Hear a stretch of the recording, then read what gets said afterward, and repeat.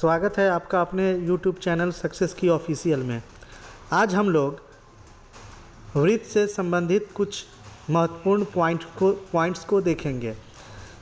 Matric exam में इससे objective question पूछे जाते हैं। तो जैसा कि आप चित्र में देख रहे हैं कि वृत्त है, वृत्त में व्यास को दिखाया गया है जिसे D से डिनोट किया गया है। वृत्त में त्रिज्या को दिखाया गया है जिसको R से डिनोट किया गया है। वृत्त में जीवा को दिखाया गया है। तो वृत्त आप अच्छी तरीके से देख रहे हैं चित्र में, ठीक है ना। तो वृत्त में जीवा है, आपका व्यास है और त्रिज्या है। आते हैं, पहला पॉइंट है इसमें कि वृत्त की सबसे लंबी जीवा व्यास कहलाती है। तो जीवा जो देख रहे हैं वही जीवा जब सेंटर से होके, केंद्र से होके गुजरेगी तो सबसे बड़ी जीवा होगी, और जब वो केंद्र से होके गुजरेगी तो सबसे बड़ी जीवा होगी, तो उसी को हम व्यास कहते हैं। तो एक क्वेश्चन पूछता है कि वृत्त की सबसे बड़ी जीवा या सबसे लंबी जीवा को कहते हैं, तो इसको क्या कहते हैं? व्यास कहते हैं। अगला पॉइंट है, वृत्त पर अनंत स्पर्श रेखाएँ खींची जा सकती हैं।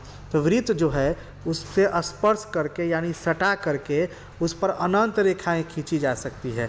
ध्यान रखना है कि वृत्त पर अनंत स्पर्श रेखाएं खींची जा सकती हैं।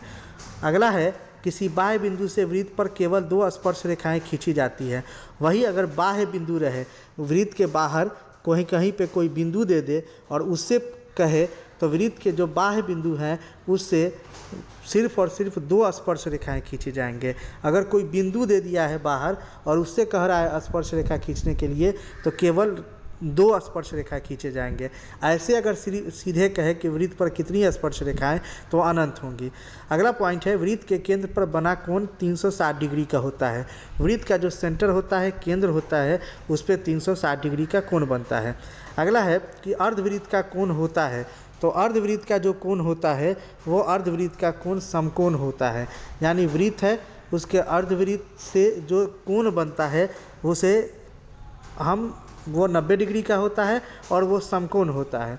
अगला पॉइंट है, किसी वृत्त के व्यास पर खींची गई स्पर्श रेखाएं समानांतर होती है। अर्थात वृत्त का जो व्यास है, जिसको सबसे बड़ी जीवा कहते हैं, उसके दोनों तरफ जो स्पर्श रेखा खींचा जाए तो दोनों आपस में समानांतर होंगे, ठीक है। वृत्त के छोरों पर, वृत्त के व्यास पर या छोरों पर भी वृत्त के दोनों छोर पे जो स्पर्श रेखाएं खींचे जाएंगे वो आपस में समानांतर होंगे। वृत्त के व्यास पर खींची गई स्पर्श रेखाएं आपस में समानांतर होंगे। अगला है, किसी बाह्य बिंदु से वृत्त पर खींची गई स्पर्श रेखाओं की लंबाई समान होगी। अब कोई बाह्य बिंदु है, अगर उससे वृत्त पर कोई स्पर्श रेखा खींचा जा रहा है, तो वो मान लीजिए कोई वृत्त है, उस पर बाह्य बिंदु से जो स्पर्श रेखा खींचाएगा वो 2 खींचाएगा और दोनों आपस में हमेशा बराबर होंगे।